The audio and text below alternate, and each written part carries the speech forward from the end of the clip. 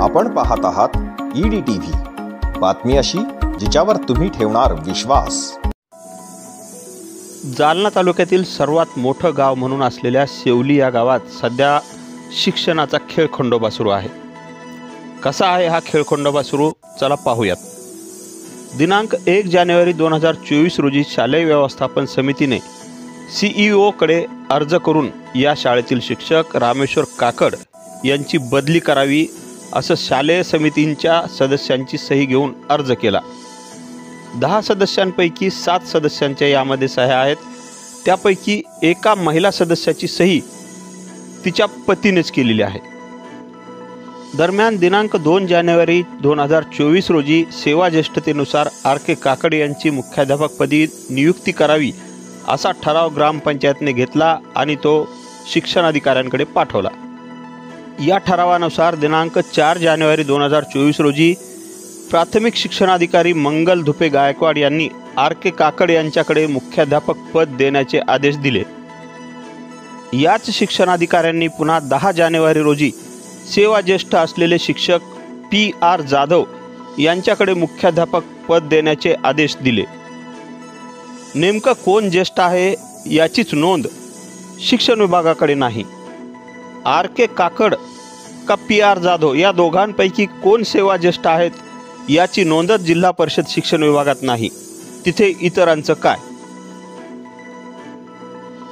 याहीपेक्षा जास्त कहर म्हणजे दिनांक 2 फेब्रुवारी 2024 रोजी पुन्हा शिक्षणाधिकाऱ्यांनी एक पत्र काढून सेवा ज्येष्ठतेनुसार ज्येष्ठ असलेले शिक्षक RK काकड यांच्याकडे मुख्याध्यापक पदाचा पदभार द्यावा असे आदेश दिले आहेत। शिक्षण विभागाच्या या खेळखंडोब्याचा आधार घेत गावात देखील राजकारण रंगलं आहे आणि एकंदरीत शालेय शिक्षणाचा इथे खेळखंडोबा झालेला आहे। आम्ही जिल्हा परिषद प्रशाला सेवली या शाळेचे विद्यार्थी आहेत। आमची तक्रार ही आहे की आम्हाला काकड सर हे आम्हाला शिकवत नाही आणि वर्गात येतात आणि फक्त 10 मिनिटात पूर्ण धडा शिकवून टाकतात आणि दुसरे शिक्षक आम्हाला बरोबर एक पिरियड अर्धा धडा शिकवतात आणि दुसऱ्या पिरियडला अर्धा शिकवतात असे आम्हाला पूर्ण कळते दुसऱ्या विषयी। आणि मराठी, इतिहास, भूगोल व राज्यशास्त्र आणि मराठी व्याकरण आणि जलसुरक्षा हे आम्हाला विषय समजून सांगत नाही काकड सर आणि बरोबर शिकवत पण नाही।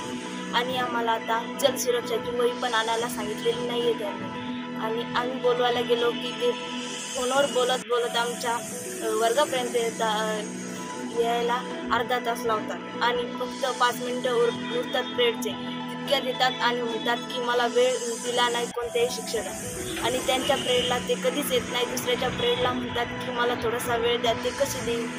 आमच्या वर्गावर येतात तर गुटखा, पुडी किंवा दारू पिऊन येतात आणि आम्हाला बसावं पण वाटत नाही। 10 मिनिटं तर शिकवतात ते पण लय वास येतो त्या बसायला तो वर्गात। सर, काल जिल्हा परिषद माध्यमिक शाळा शेवलीचे विद्यार्थी जालना जिल्हा परिषदेत मुख्य कार्यकारी अधिकारी मॅडम यांच्याकडे तक्रार घेऊन आले होते काकड नावाच्या सरांची। काय तथ्य त्याच्यात? सर, त्याच्यामध्ये विद्यार्थ्यांनी असं म्हटलेलं आहे की काकड सर आम्हाला शिकवत नाही, वर्गावर येत नाही आणि आले तरी ते व्यवस्थितपणे शिकवत नाही। अक्षरशः म्हणजे 10 मिनिटात 15 मिनिटात एक धडा पूर्ण करतात। तर अशा काही प्रतिक्रिया मुलांनी दिलेल्या आहेत आणि असं त्यांचं म्हणणं आहे। तर ही गोष्ट सत्य आहे आणि काकड सर शिकवत नाहीत हे मलाही या ठिकाणी निदर्शनास येत आहे आणि दिलेल्या सूचनेचं पालनसुद्धा ते करत नाहीत हेही या ठिकाणी मला अनुभवायला मिळते। आणि त्यांच्या विरोधात आताच नाही तर 2002 पासूनच्या तक्रारी आहेत असं माझ्या निदर्शनास आलेलं आहे। म्हणजे त्यांच्या अनेक तक्रारी या पालकांनी विद्यार्थ्यांनी केलेल्या आहेत। जिल्हा परिषद शिक्षण विभागामार्फत त्यांच्या चौकशा झालेल्या आहेत। त्यांना अनेक वेळा कारणे दाखवा नोटिसा बजावण्यात आलेल्या आहेत। अनधिकृत गैरहजेरी त्यांची वारंवार दिसून येत आहे। हे सगळं बाय रेकॉर्ड आपल्याला या ठिकाणी पाहायला मिळू शकते। जिल्हा परिषदेच्या या शाळेमध्ये गेल्या 3 वर्षांपासून 9वी आणि 10वीच्या वर्गांना शिकवण्यासाठी इंग्रजीचा शिक्षक नसताना ते शिक्षक द्यावा ही मागणी कोणीही करत नाही। मात्र तक्रारींचा पाढा इथे रोजच वाचला जात आहे। 15 दिवसामध्ये मुख्याध्यापकाच्या पदासंदर्भात 3 आदेश आल्यामुळे नेमके करायचे काय या संभ्रमात येथील शिक्षक RK काकड हे सध्या आहेत। सर, तुमच्या शाळेच्या 9वी 10वीच्या विद्यार्थिनींनी काल मुख्य कार्यकारी अधिकाऱ्याकडे तक्रार केली आहे. तुम्ही वर्गावर येत नाहीत, वेळेत शिकवित नाहीत, गुटखा खातात. काय आहे यात?